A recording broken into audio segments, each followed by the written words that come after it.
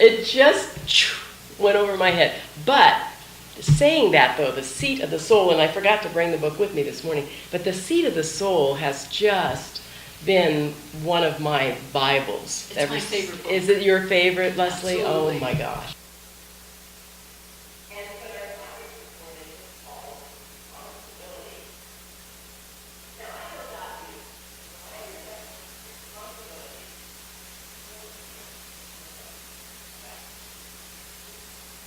And it is because why? Listen to the synonyms for responsibility. Blame, liability, accountability, duty, task, dependability, and conscientious. Now, I don't know about you, but I don't want to be in blame. And I actually don't want to be accountable either. But I like the last one, conscientious. If you look up the synonyms for conscientious, you will find thorough, diligent, reliable, and meticulous. So those have a much nicer ring to me. I like that arena. But the thing of it is that when we hear that word responsibility, I don't think I'm alone in that. This little child that's rebelling comes forth and says, I just want to play. I just want to do what I want to do, and I don't want to be responsible. I don't want to be held accountable. That's our little child going in there. But you know what? Unfortunately, it's not the way life works. Life really does make us accountable. We really are responsible for our lives. And I believe that we are here to develop, remember, reveal the truth of our being, which is that we are infinite divine beings, and that we are here to remember that, to remember it, and to experience it.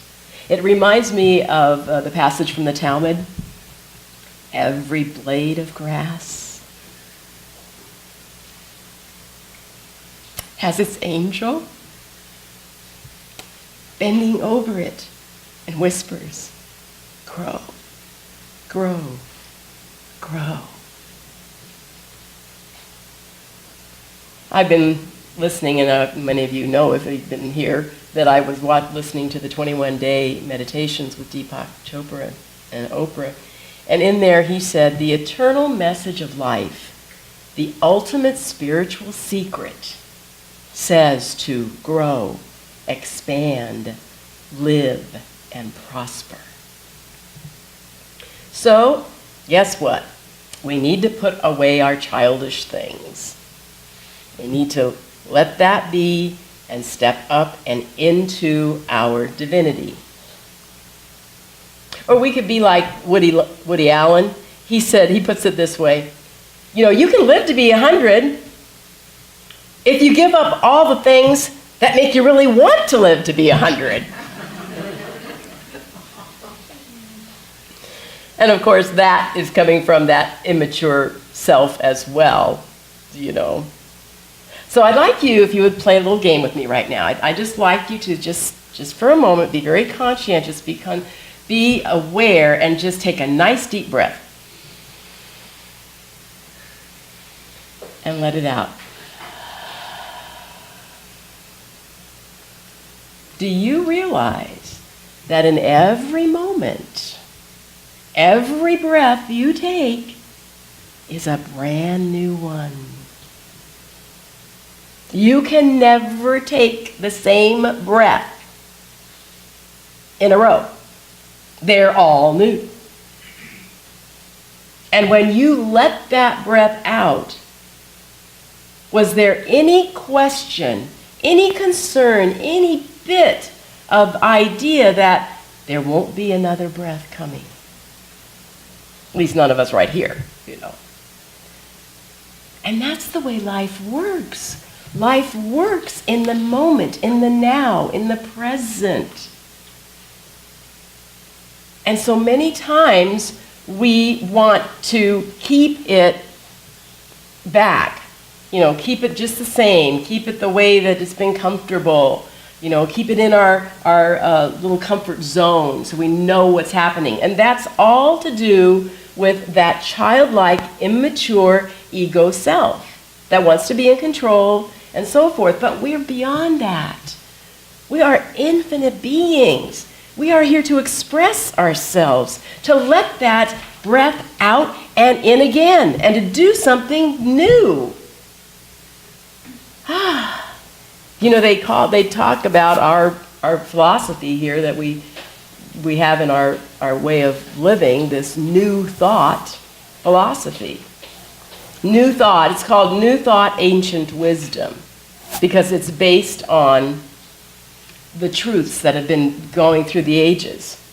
So I like to think about the truth back from the Talmud. There's a little angel right over your shoulder. Can you hear her?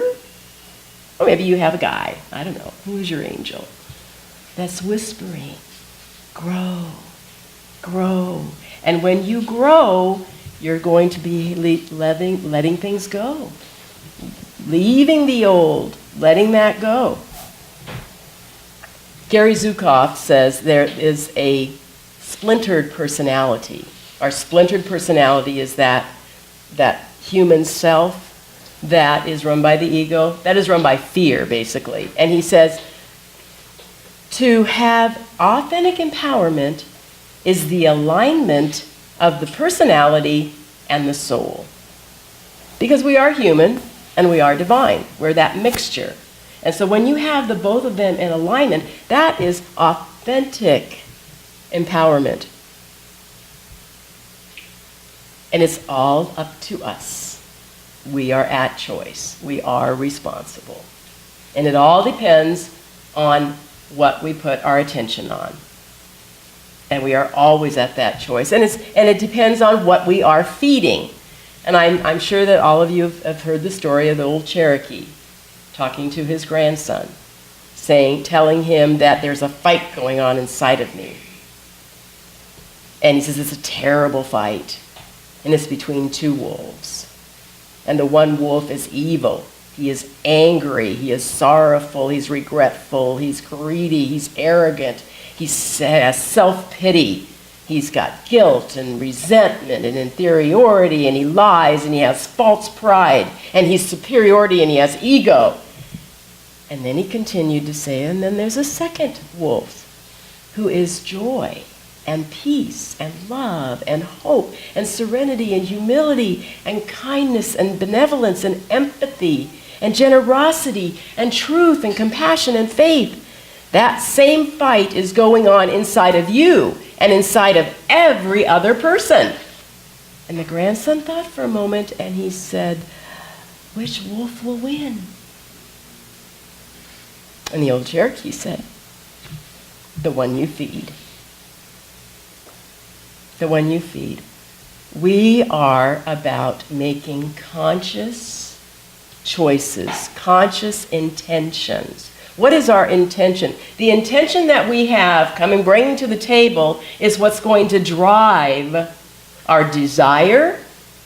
It's going to drive our thoughts. It's going to drive our words. It's going to drive our feelings and thus our experiences. So we are responsible.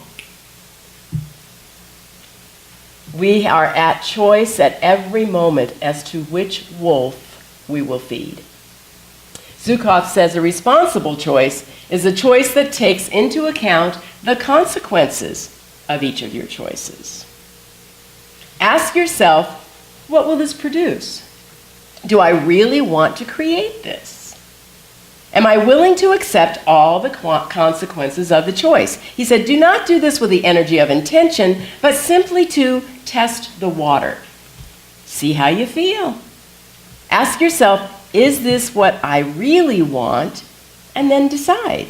When you choose the energy of your soul to create with intentions of love, of forgiveness, of humbleness and clarity, you gain power as you are choosing to learn from wisdom. So many times then, our charge is to stop and observe.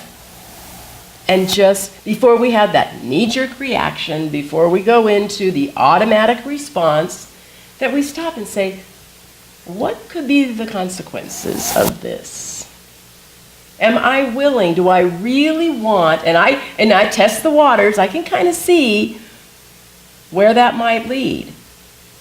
Am I willing to stop and remember where I'm coming from? If I'm coming from myself, my pure self, I am coming from love. I am coming from forgiveness. I am coming from humbleness. I am coming from compassion. That's the choices that we have. And so what is our intention? Zukov says, an intention is not just a desire, it is the use of your will. We know in Unity, in the Unity teachings, the 12 powers, will is one of the 12 powers in the Unity teachings. Paramahansa Yogananda, in his dissertation of what the will is, he says, whatever your position in life, it is you who put yourself there, i.e., we're responsible. The human will, when led by ignorance, causes nothing but confusion and trouble. But if it is in tune with wisdom, it is guided by divine will.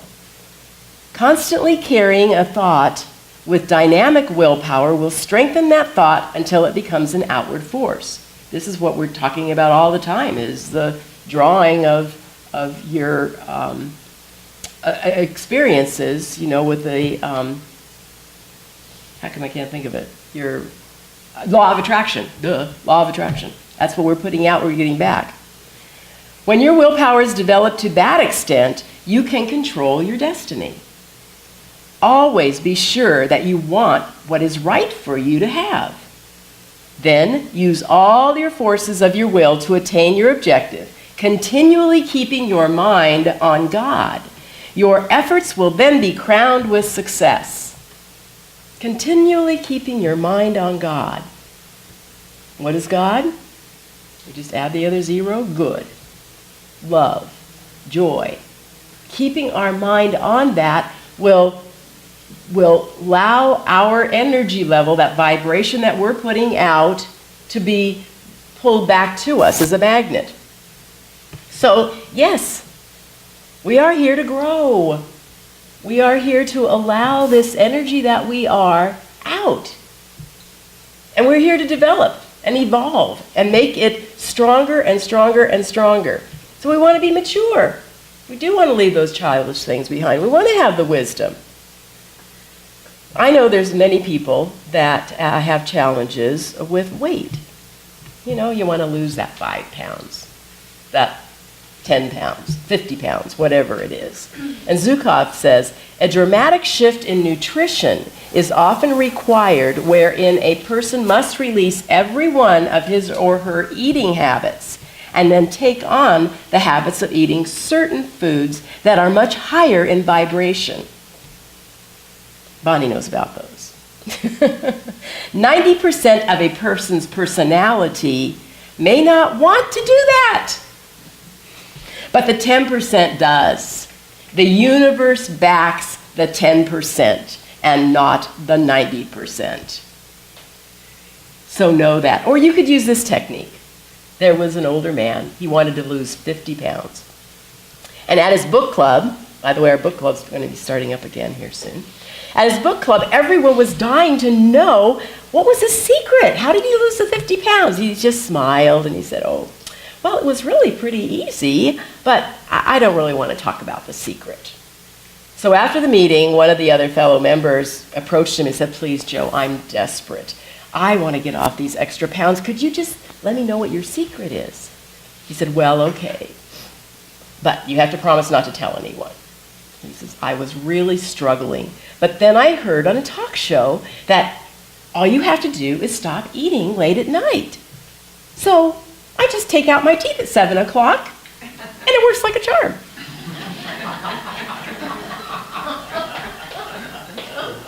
Now, I don't know, Mike, if that'll work for you. So be aware of the food that you are feeding yourself. What you're feeding, how much of it you are getting, and intentionally choose those foods that are higher in vibration. that don't weigh you down. Those thoughts of guilt, of remorse, of all of that stuff I did wrong in the past. It's in the past. We will learn from it. We will grow from it. We will grow through it into something new. You notice I still have my purple wristband on. This is the complaint-free world, where you have to go 21 days without complaining. I'm on day 7. This is the highest I've been. I was sharing it with a friend at work, and she goes, well, Gay, really, I thought and think about it. You and I, neither of us are really all that much of complainers. I said, yeah, if I didn't have to drive to work and we didn't have this new software program at work, I'd be great.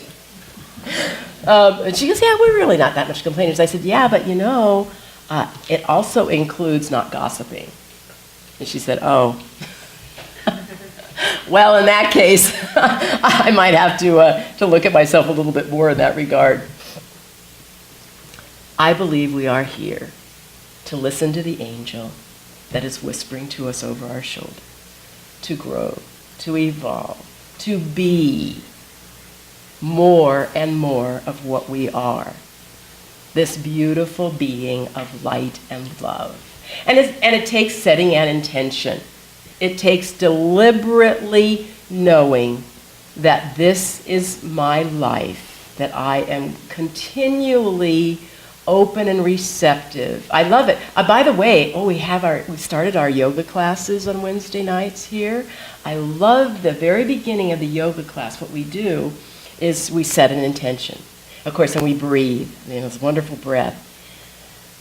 And as we do that, we set our intention for the day. What is your intention? And I was reminded of my intention that I set at the very beginning of the year, because we do that typically. What's the quality of God that I want to emulate more so this year than any of the others?